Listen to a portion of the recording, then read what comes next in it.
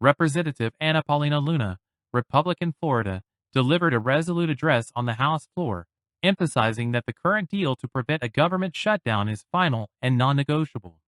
The deal on the table is as is. You either vote for it or you vote for the shutdown. But it will be not on the Republican Party, but on Democrats as it stands, Luna declared. I voted for a CR, but I'm here today because I realize that the plan that's on the table currently to keep our government open, but also the promise from the only president in my lifetime who's ever followed through on all of his campaign promises to the American people. Excuse me, I'm not done talking. Give me the same respect we give you guys. From the only president in my lifetime who's fulfilled all of his campaign promises to the American people, has promised to cut hundreds of billions of dollars in reconciliation. You want to talk about shutting down the government. The deal that was negotiated was largely rejected by the American people, which, to Speaker Johnson's credit, pulled it from the floor, which is why we're here today. The deal on the table will keep the government open for the American people, and if you guys so choose to shut it down, it will be on you, but not the Republican Party. We will not be going back to the table. This deal stands as it is to let you go back home on Christmas and explain to your people why you shut down the government, because we won't be doing it. The House. Furthermore, Mr. Speaker, the former bill had items in it to include random pandemic policies, biocontaminant research that were not in the best interest of the American people. So the deal on the table is as is.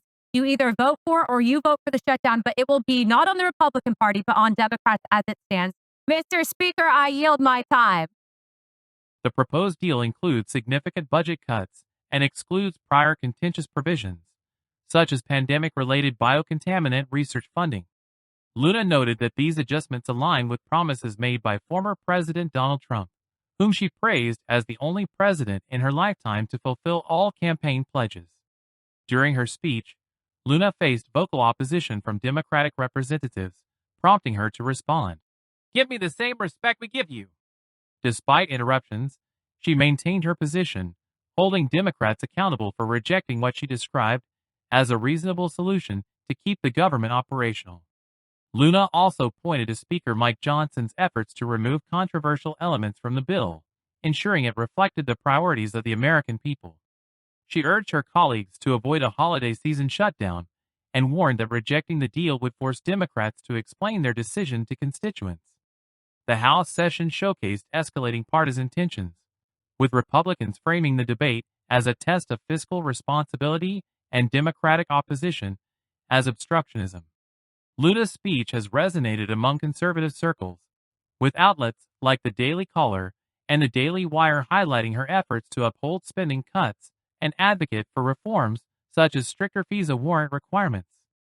As the deadline looms, Luna's stand underscores the high stakes of the negotiation, framing the outcome as a referendum on Democratic priorities versus Republican fiscal discipline.